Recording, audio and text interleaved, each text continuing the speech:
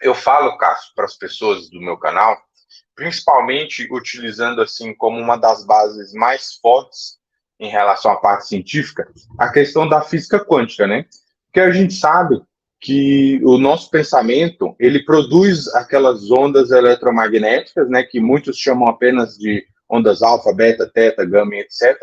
Mas essas ondas eletromagnéticas, elas têm um padrão e um perfil de interação e de atração com as outras partículas que existem no universo, né?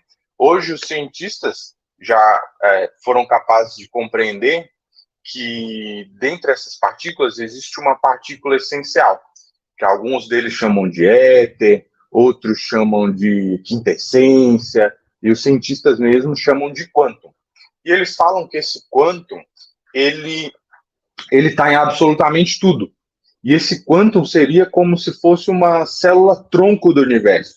Que esse quantum ele consegue se modificar em relação a se transformar em tudo aquilo que for necessário, né? E que a partir da nossa interação, né, da nossa tecnologia mental em relação às coisas, nós conseguimos atrair determinadas situações e, na verdade, nós estamos sempre atraindo determinadas situações e é por isso que eu falo em relação a alcançar determinados objetivos, como o principal aspecto da transformação interna, né? A cura interna, a modificação emocional, porque sem isso a gente não consegue atrair aquilo que a gente deseja, ou a gente atrai e a gente acaba por perder, né? Eu queria que você falasse, para a gente falar bem assim, de uma forma didática, a gente vai destrinchando nos pontos para chegar até o momento da cereja do bolo, digamos assim, né? Então eu queria que você falasse da tua visão, né? Como que é essa relação entre o processo emocional e, de fato, atrair aquelas coisas que nós queremos atrair para a nossa vida. Primeiro, é possível atrair coisas que queremos? Segundo, o nosso aspecto emocional influencia, é decisivo, não é? Qual que é a tua visão sobre isso? Olha, para mim a questão emocional ela é decisiva para tudo. Para tudo. Quando a gente fala de saúde financeira, eu acho a coisa assim que mais pesa para nós brasileiros. Porque se nós formos olhar a nossa história, boa parte de nós temos uma origem empobrecida, uma origem escravizada.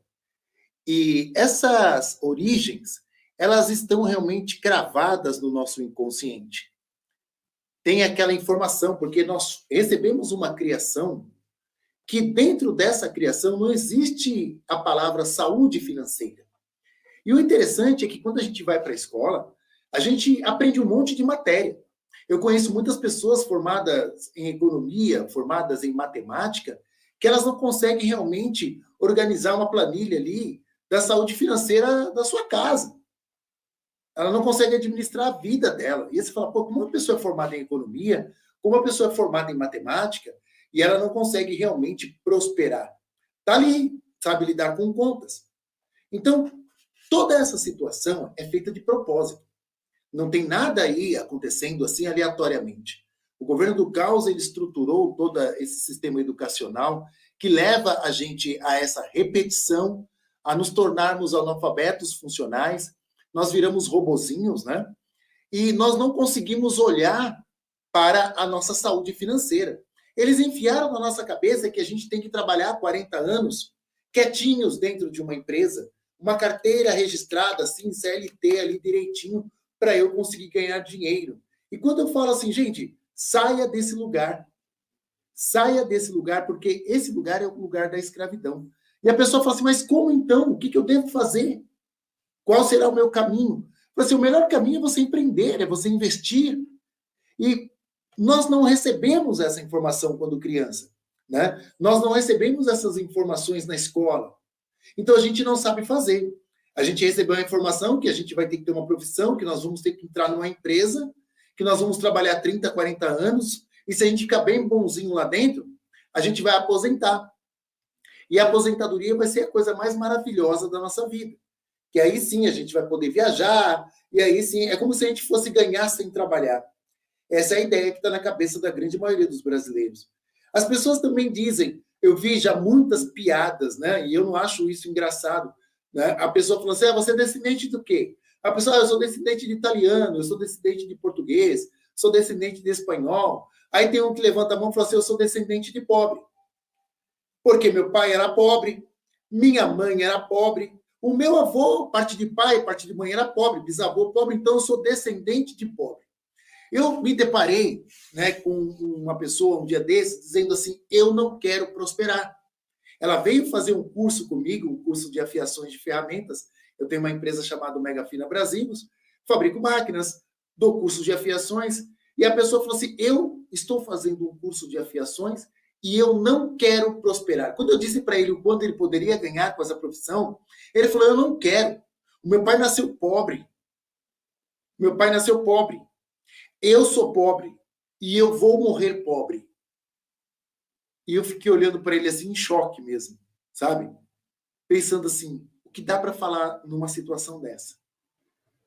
Porque ela disse com tanta força, essa pessoa disse com tanta certeza daquilo, com tanto orgulho, que o pai era pobre, e que o pai era honesto, e que o pai morreu pobre, e que ele faria a mesma trajetória.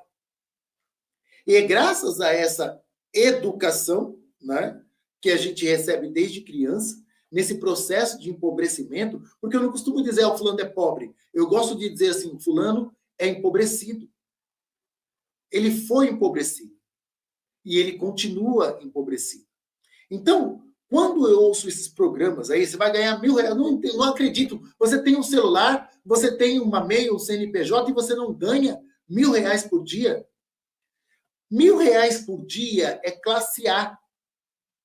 Classe A dentro da questão social, de rendimentos. 2% da população está nessa realidade, que ganha acima de R$20.000 por mês. Poxa, R$20.000 por mês. Aí a pessoa fala, eu tenho um celular. Eu tenho um celular. Então eu vou ganhar R$1.000 por dia. Isso é absurdo? Não, não é absurdo. Dá para ganhar. Mas por que a gente olha para a classe social do nosso país e a gente vê que 50% da população ainda está na pobreza? O porquê disso? Sabe? Tem muitas pessoas, mais de 17% da população, estão abaixo da linha de pobreza. Essas pessoas estão vivendo com R$160 por dia. Quantas pessoas em situação de rua? Quantas? Depois da pandemia, então, aqueles super salários que existiam nas empresas, tipo salário de 7 mil, 8 mil, 10 mil, 15 mil, esses salários praticamente sumiram. Essas pessoas foram demitidas e hoje, para elas entrarem no mercado de trabalho, elas estão aceitando a metade e às vezes menos da metade do que elas ganhavam. Isso também foi uma grande estratégia feita aí na pandemia. Então, como você vai dizer para uma pessoa que está numa situação dessa que ela pega um celular e ela ganha R$1.000 por dia? É igual aquele jogo da tampinha, né? O cara pega a bolinha, aqueles que estão em volta, no centro da cidade aqui de São Paulo, tem muito disso. Né? Estão todos macumonados e o cara é rápido, né? 3 tampinhas, onde está a bolinha, onde está a bolinha? Você vai lá e aposta, pensando que vai ganhar muito dinheiro. Quando você vai ver, você perdeu tudo. Eu já perdi dinheiro nisso. Lá na década de 80, eu lembro de uma vez que eu falei assim, quer saber? Tava eu e meu irmão. A gente falou assim, vamos nós dois, que aí a gente pega e ganha dinheiro. Você segura a tampinha, eu dou o dinheiro e dá certo. Que nada. Perdemos uns dinheiro de hoje, uns R$400. Foi bem da esquina da São João, né? A Ipiranga e a São João. Tem até uma música, né? Alguma coisa acontece no meu coração quando cruzo a Ipiranga com a Avenida São João. Alguma coisa acontecia mesmo no meu coração. Toda hora que eu passava ali, eu lembrava do prejuízo que eu tinha levado. E assim, gente, está a situação das pessoas hoje. Então, a parte emocional é a primeira coisa que tem que se trabalhar. A pessoa tem que entender todo esse processo de empobrecimento e saber que tem para todo mundo. Primeiro, ela tem que olhar para um mundo, ou só para a nossa realidade aqui de Brasil, que é abundante. Tudo que planta dá. foi assim, né? Visto o Brasil lá no princípio e ainda continua. Você vê viadutos aí de concreto que sai planta de lá, sai bananeira, sai pé de limão, sabe, do meio do concreto, tudo que planta dá. E tem muitas pessoas que passam fome com um monte de terra ao redor. Então a gente tem que se conectar emocionalmente primeiro com a prosperidade. Primeiro esse passo. Eu me conecto com a prosperidade logo de cara. E o segundo passo é fazer movimentos. A gente tem que fazer movimentos para alcançar essa prosperidade. Porque sem o fazer, não vai existir nada. Não é possível.